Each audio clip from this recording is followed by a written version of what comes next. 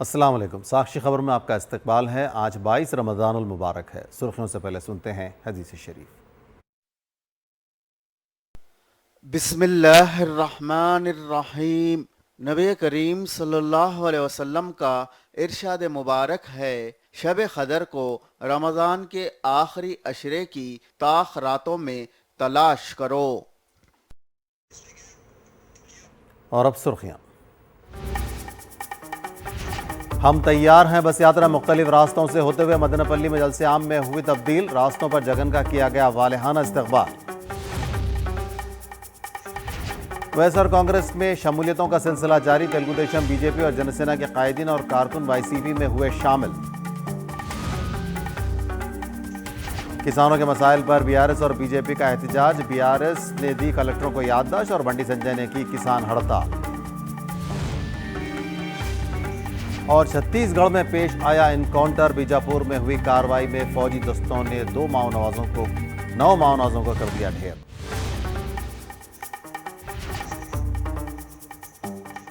और अब खबरों की तफसीलात।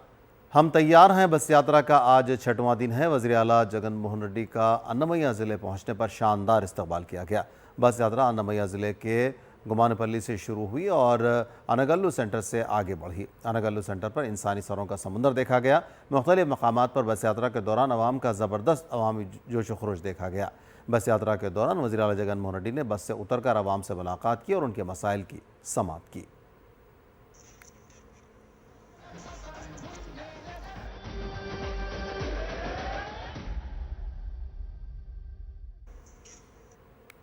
वज़ीर आला जगन मोहन रेड्डी ने एक बार फिर अवामी लीडर होने का सबूत दिया है। बस यात्रा के दौरान एक मुस्लिम शख्स अपने मसाइल पेश करने के लिए बस की तरफ दौड़ा और वज़ीर आला जगन को आवाज़ दी तो फौरी जगन ने अपनी बस को रोका और उस शख्स को बुलाकर बात की और उनके मसाइल को सुना और उसे हल करने का भरोसा दिया।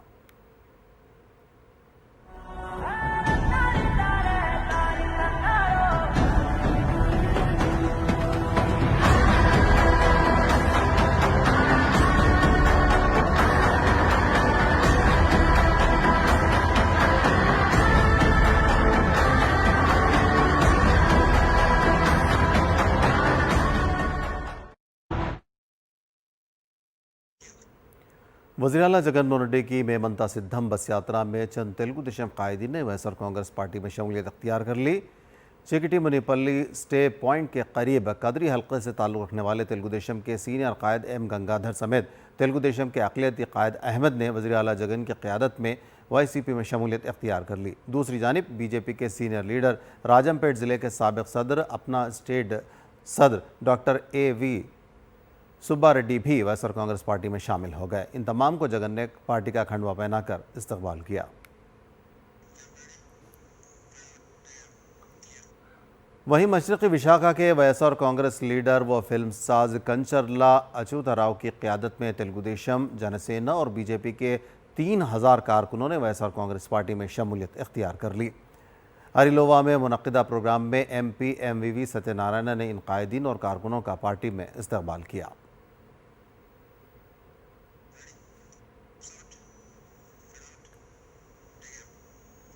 वैसर कांग्रेस पार्टी की जानिब से कदरी में अज़ीमुशान पैमाने पर दावत इफ्तार का इनेकाद किया गया। इस दावत इफ्तार में आंध्र प्रदेश के वज़ीर आला जगन मोहन रेड्डी मेहमान ख़ुसूसी थे। इस दावत इफ्तार में नायब वज़ीर आला अमजद बाशा, कानून साज कौंसिल की नायब सदर नशीन ज़किया खानम, हाफिज़ खान समेत अरकान असम्बली MLC इसाक बादशाह, वैसर कांग्रेस पार्टी अक़लियती सेल के सदर कादर बादशाह, कदरी से वैसर कांग्रेस पार्टी के उम्मीदवार मकबूल अहमद, उर्दू अकेडमी के चेयरमैन नदीम अहमद और वैसर कांग्रेस पार्टी के कायदीन और दूसरों ने शिरकत की। इस मौके पर अमन व अमान की बरकरारी, सलामती, खुशहाली और वैसर कांग्रेस पार्टी की कामयाबी के लिए दुआ की गई। इस मौके पर वज़ीर आला जगन मोहन रेड्डी ने मुसलमानों को पेश की ईद उल फित्र की मुबारकबाद पेश की। अल्लाह इनके आने को कबूल फरमा। आए अल्लाह इनके आइंदा होने वाले इलेक्शन के अंदर इनको फिर से CM का वहदा नसीब फरमा। आए अल्लाह इनको कामयाबी अता फरमा। आए अल्लाह जो हमारे साथ जो इनकी मोहब्बत है और जो उल्फत है, आए अल्लाह इसको हमेशा के लिए बाकी फरमा, बाकी रख। आए अल्लाह हम सब को आए अल्लाह इनके साथ देने की तौफीक अता फरमा। आए अल्लाह इसी तरीके से हमारे इस शहर के होने वाले MLA साहब अलहाज मकबूल साहब को अच्छी मेजॉरिटी के साथ कामयाबी अता फरमा। ऐ अल्लाह उनको कामयाबी अता फरमा। ऐ अल्लाह उनको दी और ऐ अल्लाह शहर की खिदमत करने का जज्बा और शौक़ नसीब फरमा। ऐ अल्लाह हम सब के लिए यानी लोगों की खिदमत करने का जज्बा और शौक़ नसीब फरमा। अस्सलाम वालेकुम।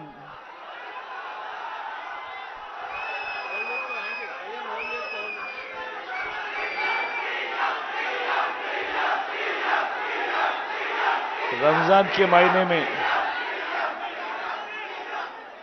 सबको एडवांस ईद मुबारक।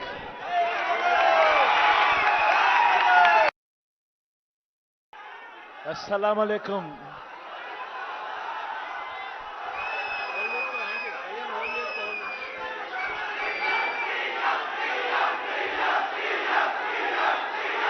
रमजान के महीने में सबको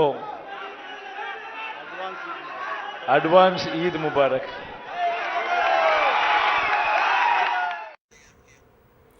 दावत इफ्तार से वैसर कांग्रेस पार्टी के कदरी के उम्मीदवार मकबूल अहमद और वैसर कांग्रेस पार्टी अक़लियती सेल के सदर कादर बादशाह ने भी खिताब किया और वैसर कांग्रेस पार्टी को कामयाब बनाने की अपील की।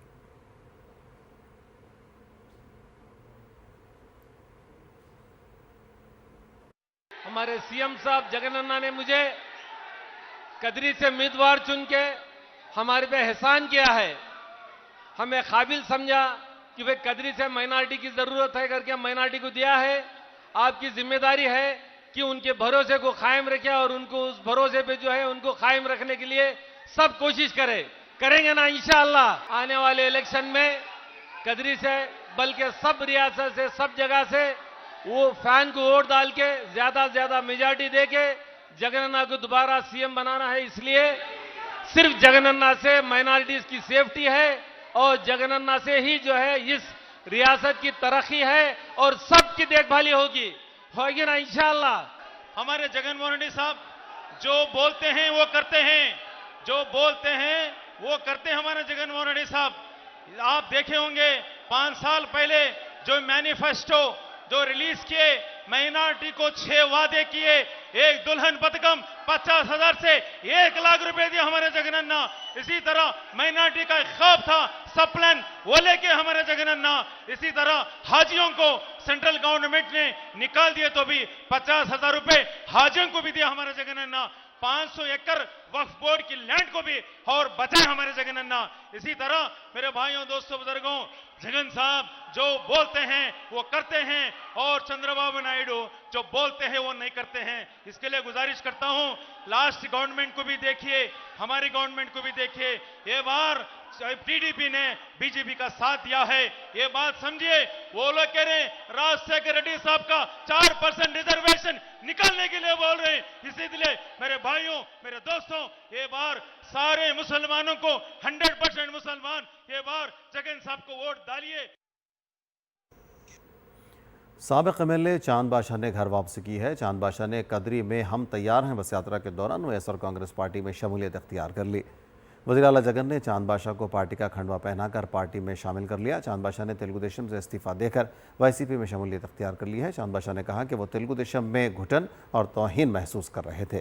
उन्होंने कहा कि चंद्रबाबू नायडू ने बीजेपी से दोस्ती की और बाबू को मुसलमान इस इलेक्शन में सबक ज़रूर सिखाएंगे।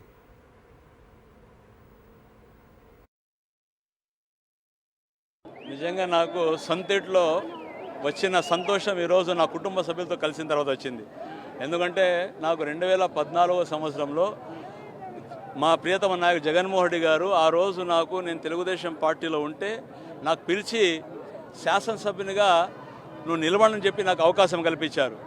ఏదైతే ఆయన ఇచ్చిన అవకాశాన్ని కదిరి నియోజకవర్గం ఉన్న ప్రజలందరూ కూడా నాకు ఓట్లేసి ఆ రోజు గెలిపించి ఈరోజు ఇక్కడ ఉండే కుటుంబ సభ్యులందరూ కూడా నా కుటుంబ సభ్యులుగా ఉండి నాకు గెలిపించారు. కానీ 2014 తర్వాత ఆ రోజు రాష్ట్రంలో తెలుగుదేశం పార్టీ అధికారంలో వచ్చిన తర్వాత చాలా విధాలుగా మాకు అందరికీ కూడా ఇబ్బంది పెట్టడం, ముస్లిం మైనార్టీలు ఏ దానికైనా భరిస్తారు కానీ అవమానాన్ని భరించరు. క్లియర్గా కనబడుతుంది. ఈరోజు ముస్లిం మైనార్టీ సోదరులు పెద్ద ఎత్తున మహిళలు ఇక్కడ చూడండి ఎంతమంది వచ్చారు. జగనన్నకి ముఖ్యమంత్రిగా చేసుకోవాలని చెప్పి ఈరోజు పెద్ద ఎత్తున ముస్లిం మైనార్టీ సోదరులు యాక్చువల్గా ఇంటి నుండి బయటికి రారు ముస్లిం మైనార్టీ మహిళలు ఈరోజు జగనన్నకు చూడడానికి, జగనన్నకు చూసి జగనన్న మీ వెంట ఉండామని చెప్పి మీ వెంట నడుస్తామని చెప్పడానికి ఈరోజు పెద్ద ఎత్తున వచ్చినారంటే ఇదే నిదర్శనం. రాష్ట్ర వ్యాప్తంగా ముస్లిం మైనార్టీలు ఏదైతే చంద్రబాబు నాయుడు గారు అధికారం కోసం ఎన్డీఏతో చేతులు కలిపి బీజేపీతో పొత్తు పెట్టుకొని ఏదైతే ముస్లింల మనోభావాలు దెబ్బతినే విధంగా పనిచేస్తున్నారో తప్పకుండా దానికి మూల్యం చెల్లించుకోక తప్పదు. మైనార్టీలు బుద్ధి చెప్తారు. वज़ीर-ए-आला जगनमोहन रेड्डी की हम तैयार हैं बस यात्रा में मुसलमान भी जोश व खरोश के साथ हिस्सा ले रहे हैं। मुसलमानों को जगन पर भरोसा है। जगन ने मुसलमानों की तरक्की और बहबूद के लिए अमली काम किए हैं। इन ख्यालात का इज़हार नायब वज़ीर-ए-आला अमजद बाशा ने किया। మరి ఈరోజు చూసుకుంటే 2024 ఎన్నికల్లో మరి తండ్రి గారు 4% రిజర్వేషన్లు మరి ఏదైతే విద్య మరియు ఉపాధి రంగాల్లో కల్పిస్తే మరి ఈరోజు రాజకీయంగా ఈరోజు 4% 175 స్థానాల్లో ఈరోజు 7 మందికి ఈరోజు మైనార్టీలకు అవకాశం కల్పించడం జరిగింది. మరి ఎంత పెద్ద మార్పు అనేది మరి ఈరోజు మనకు స్పష్టంగా కనిపిస్తుంది. అందుకే ఈరోజు మైనార్టీ వర్గాలన్నీ కూడా ఈరోజు ఏడుపల్లపాయ నుంచి ఎక్కడైతే బస్సు యాత్ర ప్రారంభమైందో మరి ఎక్కడ చూసినా కూడా మైనార్టీ సోదరులందరూ కూడా ఈరోజు జగన్మోహన్ రెడ్డి గారికి అండగా ఆయన బస్సు యాత్ర ఎక్కడికి వచ్చినా కూడా మరి వేల సంఖ్యలో మైనార్టీలందరూ కూడా ఆయనకు మా నాయకుడు ఆయనకు అక్కన చేర్చుకొని మరి భవిష్యత్తు నాయకుడు అని చెప్పి కూడా ఈరోజు మైనార్టీ సోదరులందరూ కూడా మరి ఖచ్చితంగా ఆయన వెంట మేము నడుస్తామని చెప్పి ఈరోజు సందర్భంగా. फिलहाल लेंगे एक ब्रेक के बाद खबरों का सिलसिला जारी रहेगा।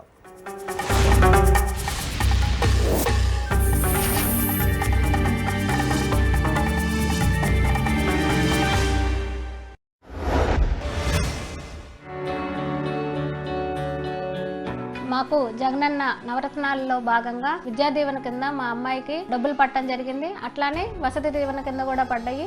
మా అమ్మాయిని మేము మా ఆర్థిక స్తోమత లేకపోయినా కూడా మెడికల్ కాలేజీలో MBBS సీట్ సాధించుకుందండి. దానికి తోడుగా మనకు జగనన్న ఇస్తున్న విద్యా దీవెన వసతి దీవెన కారణంగా అమ్మాయి ఫీజులన్నింటినీ మేము దాని ద్వారా కట్టుకొని మా అమ్మాయిని ఇంకా మంచిగా చదివించుకోగలుగుతున్నాము. మేము అట్లానే ఈ పరిపాలన చేనేత వృత్తి చేసుకుంటూ ఉంటామండి. దాంట్లో భాగంగా జగనన్న మాకు నేతన నేస్తం కూడా ఇవ్వడం జరిగింది.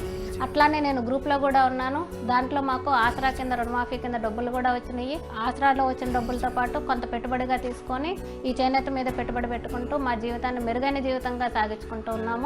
ఇప్పుడు ఈ జగనన్న రావటం వల్ల మాకు గ్రూపుల్లో ఉన్న వాళ్ళకి చేనేత గురించి అవగాహన తీసుకొచ్చి టెక్స్టైల్స్ వాళ్ళతో మాకు జియో వాళ్ళతో కూడా మాతో మీటింగ్లు ఏర్పాటు చేసి మేము వాళ్ళ ద్వారా కూడా సేల్స్ చేసుకోవడానికి మాకు అవకాశాన్ని కల్పించారు. కాబట్టి మా జగనన్నకు ఇన్ని పథకాలు మా అందరికీ అందిస్తున్నందుకు మేము జగనన్ననే గెలిపించుకుంటాము.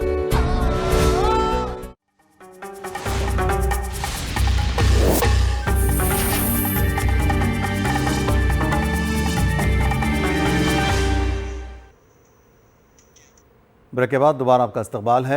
वैएसआर कांग्रेस हुकूमत की जानिब से अमल किए जा रहे फलाह स्कीमात घर की दहलीज पर आवाम तक वॉलंटियर्स पहुँचा रहे हैं। बाबू ने ऐसी खदमात को रुकवाकर इस्तेफादा कुनिंदगान के साथ बड़ी नाइंसाफ़ी की है। आत्मकूर MLA मेका पार्टी विक्रम रेड्डी ने यह बात कही। उन्होंने नेल्लूर ज़िले के AS पेट में इंतखाबी मुहिम चलाई। उन्होंने कहा कि तमाम मुस्तहिकीन को घर बैठे तमाम स्कीमात पहुँचाना है तो వైఎస్ जगन को इख्तिदार सौंपना होगा। ప్రజల్ని ఇబ్బంది పెట్టడం కానీ ఆ విధంగా మీరు ఆలోచించబాకండి. మీరు ఏదో కొన్ని వాలంటీర్లు ఏదో ఓట్లు వేస్తున్నారని చెప్పి ఏదో ప్రజల మీద ప్రభావం ఉందని చెప్పేసి తప్పుడు ఆరోపణలు చేసి ప్రజల్ని చాలా ఇబ్బంది పెడుతున్నారు. దయచేసి ఇది చేయబాకండి. ఇప్పుడు కూడా ప్రజలు కూడా తెలుసుకున్నారు. అంటే ఒక చిన్న వ్యవస్థ వల్ల 5 సంవత్సరాలు వాళ్ళ జీవితాలు ఎంత సాఫీగా జరుగుతున్నాయో ఈ ఒక్క నెలకి ఈ ఆపినందుకు ఎంత ఇబ్బందిగా ఉందో వాళ్ళు కూడా అర్థమైంది. తప్పకుండా తీర్పు అయితే ఈసారి గట్టిగా ఇస్తారు. ఇట్లాంటి వాళ్ళు సొంత లబ్ధి కోసం ప్రజలు ఎంత నష్టపోయినా కానీ ఆ విధంగా ఆలోచించే నాయకులకి తప్పకుండా ప్రజలు మంచి గుణపాఠం చెప్తారని నేను భావిస్తున్నాను. తప్పకుండా రిజల్ట్లో కనపడుతుంది. मगरबी गोदावरी ज़िले के भीमावरम में तेलुगुदेशम और जनसेना को वार्ड वॉलंटियर्स ने बड़ा झटका दिया है। वार्ड नंबर 39 में 22 वॉलंटियर्स ने इस्तीफ़ा पेश कर दिया और रास जगन के लिए काम करने का अल्टीमेटम जारी कर दिया है। 4.5 साल आवाम तक फलाही स्कीमात पहुँचाने पर उन्हें सियासी तौर पर निशाना बनाने पर वॉलंटियर्स ने गहरी तशवीश का इजहार किया है। ఇక్కడ 4.5 సంవత్సరాల నుంచి మేము వాలంటీర్గా చేస్తున్నామండి. ఇప్పుడు దాకా మేము ఎన్నో సేవలు అందించామండి. కోవిడ్ టైంలో అవనివ్వండి, మాకు ఈ ప్రాంతం అంతా కూడా వరదలతో నిండిపోయినప్పుడు కూడా మేము చాలా ప్రజలకు ఎన్నో సేవలు అందించాము. అయినప్పటికీ కూడా అప్పుడు అడ్డుపడిన రాజకీయ నేతలు, టీడీపీ నేతలు అవనివ్వండి, జనసేన నేతలు అవనివ్వండి, అప్పుడు రాని వాళ్ళు ఈ టైంలో ఇప్పుడు మా ఎలక్షన్ కోడ్ రాగానే మమ్మల్ని ప్రతి విషయంలో అడ్డుకోవడం. ఇప్పుడు మా క్లస్టర్స్, మా ఇళ్ళ పరిధిలోనే మా క్లస్టర్స్ ఉన్నాయండి. ఇప్పుడు మేము ఏదో విషయం మీద మేము క్లస్టర్కి వెళ్తుంటే వాళ్ళు ఫొటోస్ తీసి మీరు ప్రచారం చేస్తున్నారని బ్లాక్మెయిల్ చేయడం అవన్నీ చేస్తున్నారండి. దానివల్ల మేము చాలా ఇబ్బంది పడుతున్నాము. దానివల్ల మేము ఈ రోజున 22 మంది కూడా స్వచ్ఛందంగా మేము మనస్ఫూర్తిగా రిజైన్ చేస్తున్నామండి. రిజైన్ చేసి రేపటి నుంచి మేము కంపల్సరీ అండి మేము జగన్ గారు ప్రవేశపెట్టిన ప్రతి పథకాన్ని కూడా ప్రతి గడప గడపకి తీసుకువెళ్తామండి. ఆయన చేసిన మంచిని మేము నలుగురికి పంచిపెడతామండి. చేస్తున్న ఎలిగేషన్ బట్టి మాకు బాధ కలుగుతుంది సార్. కానీ దీనికి మట్టికి మీరు ప్రజలను ఏ విధంగా ప్రజల్లో ఏ విధంగా మీకు మిమ్మల్ని ఏ విధంగా క్షమించాలో మీరే చూసుకోవాలి. మీరు ఇంక ఇలాంటివి మానేసి ఎవరి పని వాళ్ళు స్వచ్ఛందంగా సేవ్ చేయించుకుంటారు. ఒకవేళ మేమే పార్టీకి కనుక మేము వెళ్ళి చెప్తున్నాం అనుకో, మీరు ఫోటోలు తీస్తానన్నారు, నిజంగా చేసి వాడిని తీయండి, మేము ఒప్పుకుంటాం. అంతేగాని చేయలేని మట్టికి ఎప్పుడు సేవ చేసుకుంటాం మేము ఎదురుకు వస్తున్నామండి.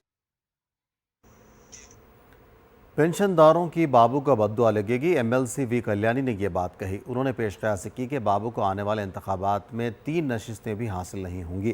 उन्होंने कहा कि निम्मागड्डा रमेश बाबू के आदमी हैं और उनकी क़यादत में चलने वाले सिटीजन्स फॉर डेमोक्रेसी इदारे की जानिब से शिकायत करवा कर वॉलंटियर्स की खिदमात पर बाबू ने रोक लगवा दी है। చంద్రబాబు నాయుడు గారి జోబులోని వ్యక్తి అతను సిటిజన్ ఫర్ డెమోక్రసీ అని ఒక స్వచ్ఛంద సంస్థ స్థాపించి దాని ద్వారా ఈ వాలంటీర్ సేవలు ప్రజలకి ఉండకూడదు అని చెప్పి కంప్లైంట్ లెటర్స్ రాసి ఎలక్షన్ కమిషన్తో ఈ 3 నెలలు వాళ్ళు ద్వారా సేవలు అందకుండా చేయడం జరిగింది. నిజంగా ఇది చాలా దారుణమైన విషయం. చంద్రబాబు నాయుడు గారికి ఓటం భయం పట్టుకొని బుర్ర పాడైపోయి వాలంటీర్స్ మీద, ముఖ్యంగా పేద ప్రజల మీద తన కక్ష తీర్చుకుంటూ ఉన్న పరిస్థితి మనం చూసాం. అతనికి ముందు నుంచి కూడా పేద ప్రజలంటే ఒక చులకన భావం, వాళ్ళకి ఏ విధంగానూ ఎటువంటి మంచిని కూడా చేయని వ్యక్తి చంద్రబాబు నాయుడు గారు. మనం తీసుకుంటే ఈ నిమ్మగడ్డ రమేష్ అనే వ్యక్తి చంద్రబాబు నాయుడు గారితోని, అతని కుటుంబ సభ్యులతోని ఎంతో సత్సంబంధాలు ఉన్న వ్యక్తిని ఈ రాష్ట్ర ప్రజలందరికీ కూడా తెలుసు. అతనితో ఈ విధంగా లెటర్ రాయించి మళ్ళీ ఇప్పుడేమో పెన్షన్ సకాలంలో వాళ్ళ ఇంటి దగ్గరికే అందాలి అంటూ తన క్యాడర్ ద్వారా, తన నాయకుల ద్వారా చంద్రబాబు నాయుడు గారు సిఎస్కి లెటర్ ఈరోజు ఇప్పించడం జరిగింది. అంటే 2 నాల్కల ధోరణి. అంటే ప్రజల్ని ఏ విధంగా వీళ్ళు మభ్య పెడదామని చూస్తూ ఉన్నారో అర్థం కాని పరిస్థితి. वॉलंटियर निज़ाम के ख़िलाफ़ तेलुगुदेशम की साजिशों का आम मुस्तहिक़ीन शिकार हो रहे हैं। वज़ीर आला जगन वॉलंटियर्स के ज़रिए सरकारी फलाह स्कीमात को आवाम को घर तक पहुँचा रहे हैं, तो बाबू इन इंतखाबी कमीशन में शिकायत करवाकर खिदमात पर रोक लगा रहे हैं, जिसके सबब माजूर, ज़ईफ़ और मजबूर अफराद सेक्रेटेरिएट जाकर पेंशन हासिल कर रहे हैं, जिससे उन्हें शदीद मुश्किलात का सामना है। ఇంకా ఈ రోజు మాకు ఒకటో తేదీ రావాల్సింది, ఇంతవరకు రాలేదు. ఈ చంద్రబాబు నాయుడు ఏం చేస్తాడు, మేము ఏడాపోయి తెచ్చుకోలేము, అది ఒకటి చేస్తూ ఉన్నాడు ఆయన. చంద్రబాబు నాయుడు వస్తే ఏం చేస్తాడు, మాకు ఇప్పుడే గుండు టకటకాన్ని కొట్టుకుంటా ఉండదు. మాకు ఈయన వల్ల బాగానే జరుగుతుంది, నోటికాడ బాగా పోతుంది. మాకు బిడ్డలను చదివించుకుంటున్నాము, మేము ఎట్లా ఒకటి చేసుకుంటున్నాము. భర్త లేని దానివల్ల మాకు సంసారాలు పర్వాలేదు, మాకు కష్టమో గిష్టమో పడతా ఉన్నాము. ఆయన వస్తే ఏం చేస్తాడు, పింఛన్ ఒకటో తేదీ రాని దానికి మాకు ఇప్పుడే భయం వచ్చేస్తూ ఉండదు. ఆ జగనన్న వస్తేనే మంచిది, దేవుడు ఆయన. ఈయన వస్తే ఏం చేస్తారు, ప్రజలందరూ చాలా మంది భయంగానే ఉండదు. ఒకటో తేదీ మా ఇంటికి వచ్చి తలుపు తట్టారు. ఆయన పుణ్యాన మేము అందరం తింటున్నాం. ఇప్పుడు కూడా ఆయన మాట కలుసుకుంటున్నాం సార్. కానీ ఈ చంద్రబాబు నాయుడు వస్తే ఏం చేస్తారో మనకు తెలియదు సార్. మా నాన్నకి 84 సంవత్సరాలు సార్. ఇంటి వద్దకు తెల్లారితో 6 గంటల నుండి 7 గంటల లోపల వచ్చేసి పింఛన్ ఇచ్చేసేవాళ్ళు. ఈ రోజు రాలేదు. చంద్రబాబు నాయుడు నిమ్మగడ్డ రమేష్ కుమార్ని అడ్డం పెట్టుకుని నీచంగా, దారుణంగా ఈసీకి పదే లెటర్లు ఇవ్వటం వల్ల ఈ రోజు ఈసీ వాలంటీర్ వ్యవస్థను చేశారు. एमपी मोपी देवी वेंकटरमना ने अवाम को मशवरा दिया है कि वो तेलुगु देशम को वोट न दें। तेलुगु देशम को वोट देना रियासत में फलाही स्कीमात पर रोक लगाने के बराबर है। उन्होंने पेंशन समेत तमाम फलाही स्कीमात को जारी रखने के लिए वाईएसआर कांग्रेस पार्टी को कामयाब बनाने की अपील की। मोपी देवी बापटला में इंतखाबी मुहिम के दौरान खिताब कर रहे थे। ఎవరైనా కానీ పొరపాటున చంద్రబాబు నాయుడు కానీ పవన్ కళ్యాణ్ గారి ఓటు వేసి వారే గెలవాలని ఆలోచన చేస్తే తప్పనిసరిగా ఇక్కడ ఉన్నటువంటి పేదవాళ్ళకు వచ్చేటువంటి సంక్షేమ కార్యక్రమాలన్నీ కూడాను చంద్రబాబు నాయుడు రద్దు చేస్తారనే దాంట్లో ఇంతకు మించి ఉదాహరణ లేదే లేదు. వాస్తవాన్ని గుర్తెరిగి మరలా జగన్మోహన్ రెడ్డి గారే ముఖ్యమంత్రిగా రావాలి.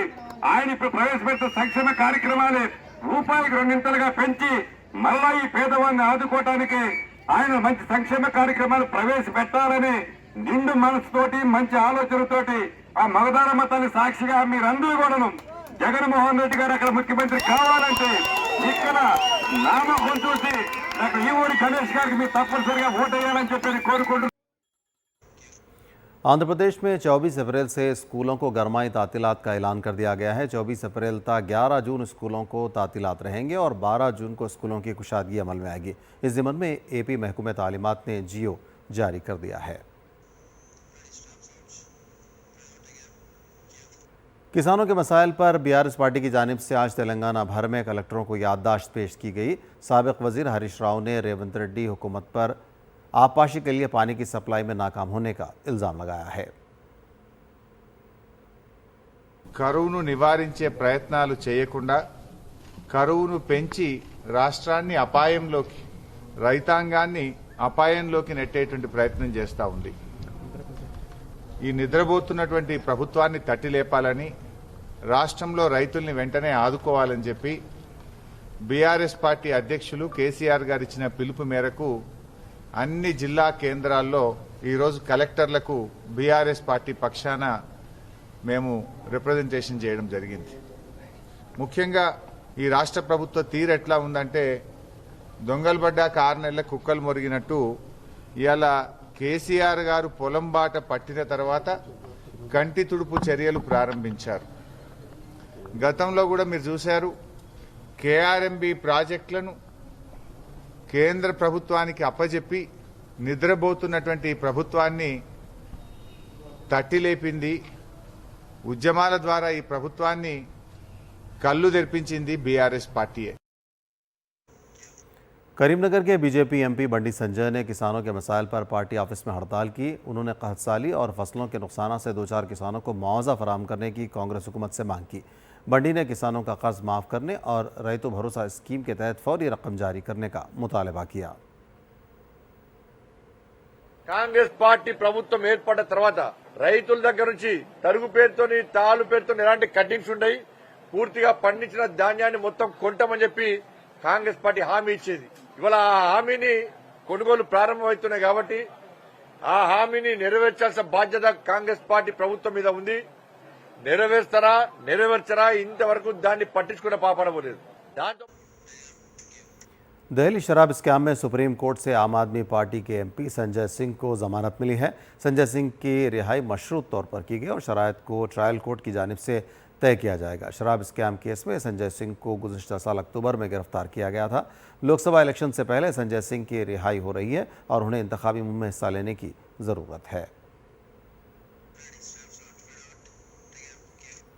लगातार एनकाउंटरों की वजह से छत्तीसगढ़ का जंगलाती इलाका दहल रहा है। हिफाजती दस्तों और माओनवाजों के दरमियान पेश आए एनकाउंटर में 9 माओनवाज हलाक हो गए हैं। बीजापुर के जंगलाती इलाके कुरचेली में ये एनकाउंटर पेश आया। जाए वारदात पर कॉम्बिंग ऑपरेशन जारी है। बीजापुर समेत 7 अजला पर मुश्तमिल बस्तर इलाके में इस एनकाउंटर में अब तक 24 माओनवाज मारे गए हैं। बीजापुर बस्तर लोकसभा हल्के के हुदूद में आता है। यहाँ पर 19 अप्रैल को पहले मरहले के तहत पोलिंग होने वाली है।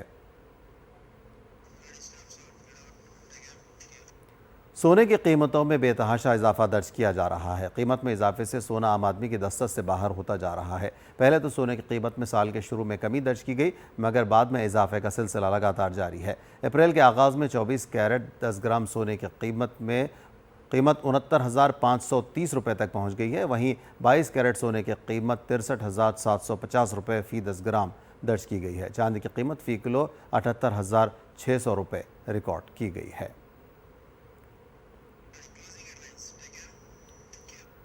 और आखिर में सुर्खियां एक बार फिर। हम तैयार हैं, बस यात्रा मुख्तलिफ रास्तों से होते हुए मदनपल्ली में जलसे-आम में हुई तब्दील। रास्तों पर जगह जगह किया गया वालिहाना इस्तकबाल। वैएसआर कांग्रेस में शमूलियतों का सिलसिला जारी। तेलुगु देशम, बीजेपी और जनसेना के कायदीन और कारकुन वाईसीपी में हुए शामिल। किसानों के मसाइल पर बीआरएस और बीजेपी का एहतजाज। बीआरएस ने दी कलेक्टरों को याददाश्त और बंडी संजय ने की किसान हड़ताल। और छत्तीसगढ़ में पेश आया एनकाउंटर। बीजापुर में हुई कार्रवाई में हिफाजती दस्तों ने 9 माओवादियों को कर दिया ढेर। साक्षी खबर में फिलहाल एक ब्रेक के बाद खबरों का सिलसिला जारी रहेगा।